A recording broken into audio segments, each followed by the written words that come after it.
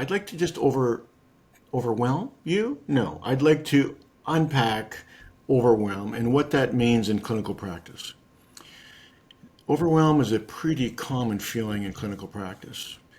One of the reasons for that is just how much is coming at you at the same time. How many things are you trying to balance and address at the same time?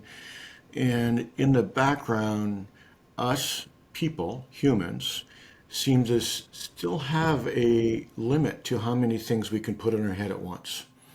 Now, if you haven't seen me before, that limit is something around three chunks of stuff.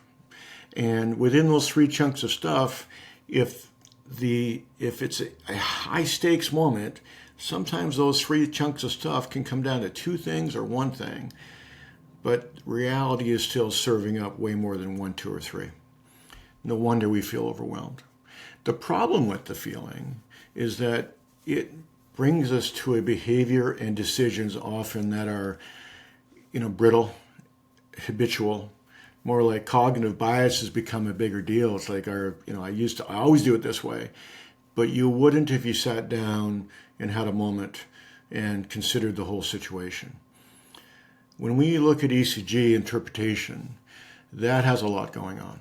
I mean, if I look at the squigglies on the screen and what rhythm is that, and then meanwhile look at what's going on with the patient and the changes to their symptoms and their signs, and what does this all mean? Because what it means probably is what matters most, because I have to decide whether or not to get moving, and that usually means I have to stop doing what I'm doing and do a trade-off and go and attend to something else.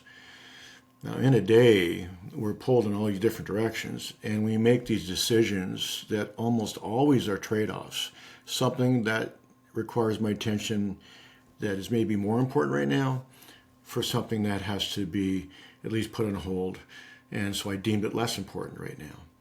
Now, that could be related to maybe they're equal, but the urgency is over here as opposed to here. This is a common thing. In ECG, when I learned the first time I learned ECG, I learned it as a 14-step system. I learned it by a very well reputed book that still gets used today.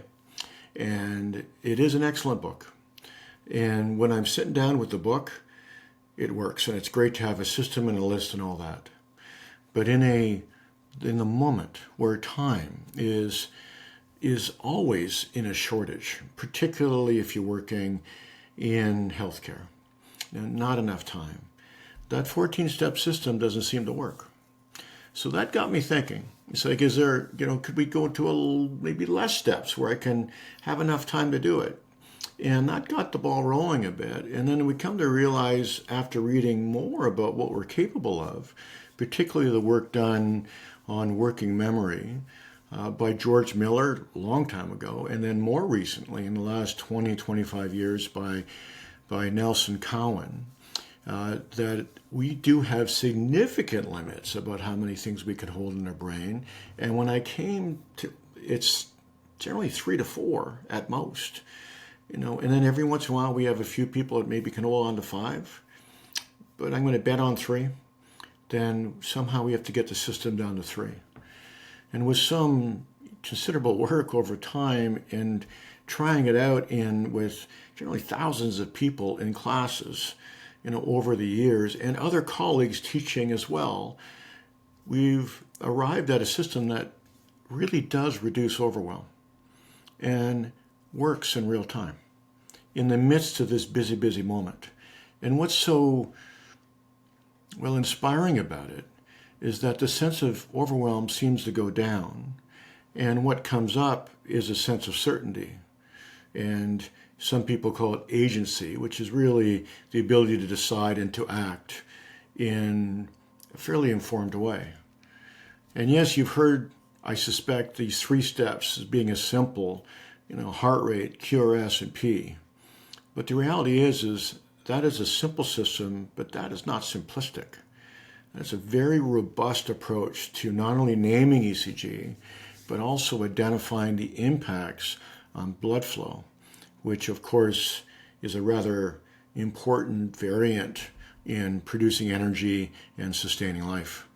So when you utilize this system of three that we've successfully put in play, as has many, many others in many different parts of the world, of using this system in clinical practice, and educators are using it to help other people, improve their clinical practice. Right? If you make use of this, you essentially can increase your clarity, reduce your overwhelm, and address what matters most. This is a system that seems to work. It's proven. But more importantly, these three steps can be applied not only to ECG. You can take the framework of a priority-driven three components and put it across any skill, identify what are the most important aspects, and then build from there. So yes, we are very much into ECG, but we're also into many other fundamental skills. And our method still comes down to three priority components or steps that you need to consider at once. And by doing that, you become more effective. Definitely more efficient, which means it often takes less energy, which we have a limit of, right? And at the same time, you're safer. So this approach works. I welcome you to come in and check it out.